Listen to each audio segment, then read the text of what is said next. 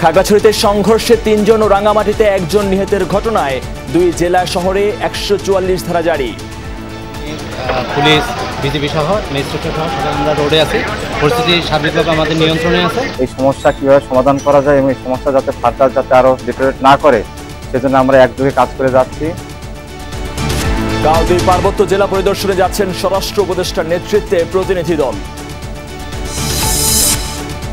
ঢাকা বিশ্ববিদ্যালয়ের তোফাজ্জল হত্যা মামলায় সিএমএম আদালতে ৬ শিক্ষার্থীর স্বীকারোক্তি। বরগুনায় জানাজা শেষে নিহতের দাফন। সুনামগঞ্জে গ্রেফতার সাবেক পরিকল্পনা মন্ত্রী এম এ মান্নানকে কারাগারের প্রেরণ। হত্যা মামলায় অতিরিক্ত ডিআইজি মশিউর রহমানের ৭ দিনের রিমান্ড।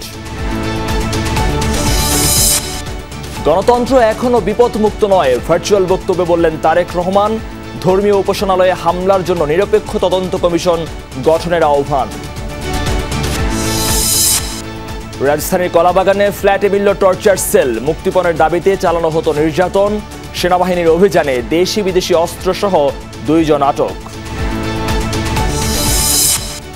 আজ থেকে শুরু হলো সপ্তাহে ৭ দিন মেট্রো রেল চলাচল। প্রায় ২ মাস পর চালু হলো কাজীপাড়া স্টেশন।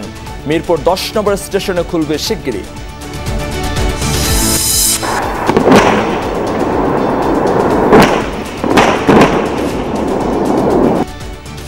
পাল্টাপাল্টি হামলা, হুমকিতে উত্তপ্ত ইসরায়েল লেবানন সীমান্ত। কঠোর পরিণতি ভোগের হুঁশিয়ারি দিলেন নাসরুল্লাহ।